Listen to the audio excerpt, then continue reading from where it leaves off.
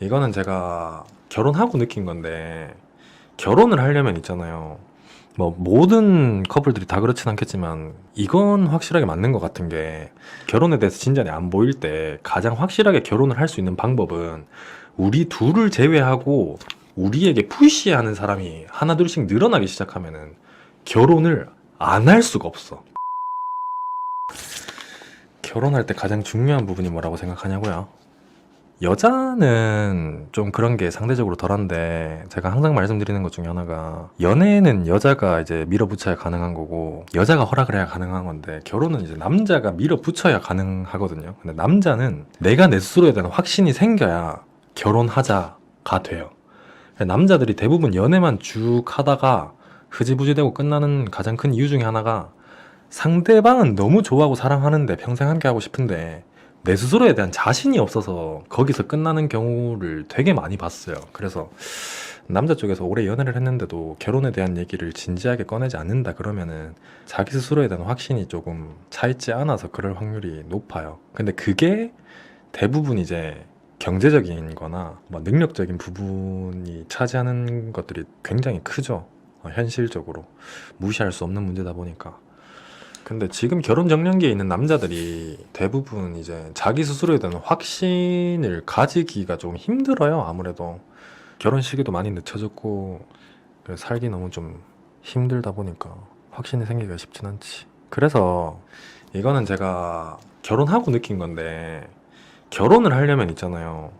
뭐 모든 커플들이 다 그렇진 않겠지만 이건 확실하게 맞는 것 같은 게, 남자한테도 확신이 생기고 여자한테도 확신이 생긴 상태인데 결혼에 대해서 진전이 안 보일 때 가장 확실하게 결혼을 할 수 있는 방법은 우리 둘을 제외하고 우리에게 푸시하는 사람이 하나 둘씩 늘어나기 시작하면은 결혼을 안 할 수가 없어. 그러니까 안 할 수가 없다는 게, 나는 하기 싫었는데 억지로 한다 이런 느낌이 아니라, 결혼에 대한 쐐기를 박는 그 한 방 있잖아, 한 방.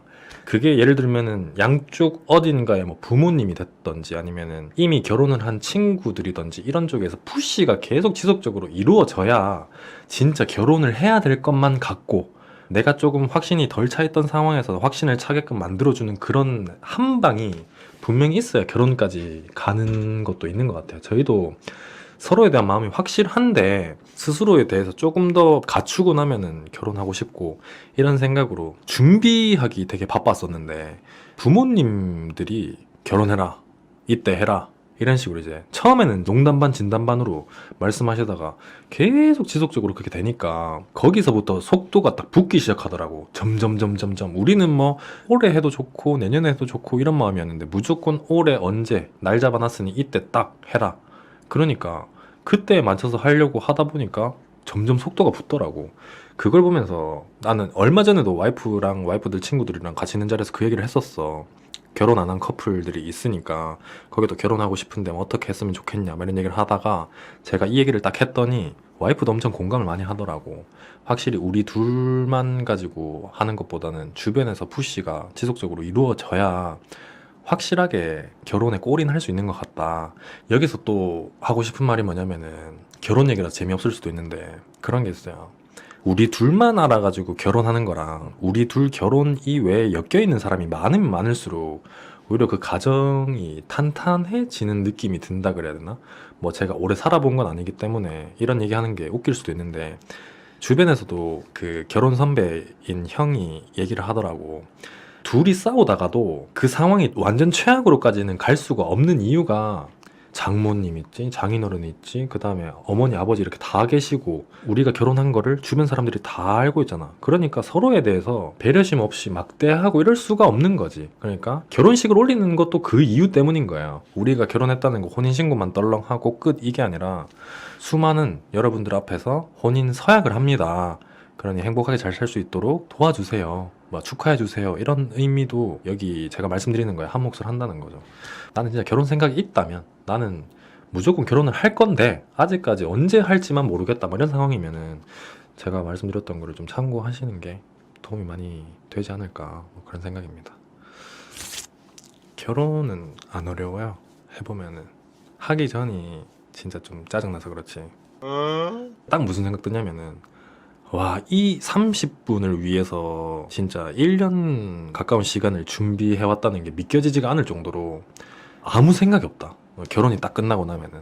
와, 이거 때문에 1년을? 약간 이런 느낌 들어요. 진짜.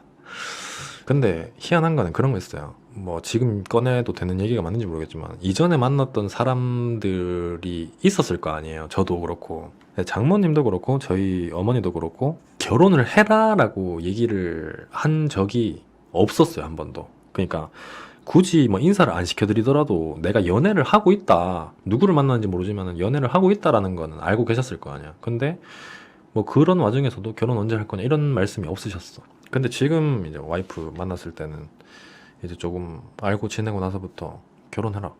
결혼 언제 할 거냐. 장모님도 그랬어. 결혼 언제 할 거냐고. 뭔가 어른들이 보시기에도 그런 게 좀 있었나? 이런 생각을 하게 됐어요.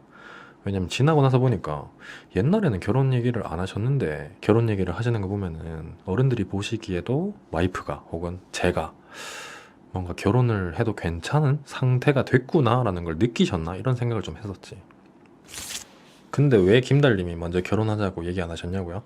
제가 말을 하다 보니까 뭔가 우리는 등 떠밀려서 결혼했다 약간 이런 느낌으로 오해하시는 것 같은데 그런 게 아니고 둘이 있을 때는 결혼하자는 얘기는 제가 계속 했죠. 완전 종지부를 찍을 수 없었다 뭐 이 정도의 느낌이지 제가 막 등 떠밀려서 하기 싫은 결혼을 억지로 하고 이런 게 아니에요. 둘이 있을 때는 이제 와이프도 우리 결혼 언제 할까? 저도 언제쯤 결혼하자 이런 식으로 얘기는 항상 했었지. 근데 확실하게 저희가 두 발 벗고 나서 가지고 이날 결혼하기 위해서 날을 잡고 예약하고 이렇게를 못했다는 거지 결혼하자는 얘기는 계속 하긴 했었죠. 이걸 또 잘못 오해하실 수도 있겠네. 그러니까 추진력이 조금 부족했다 정도지 완전 결정 다 한 방이 부족했다는 거지 제 혼자 하기에는.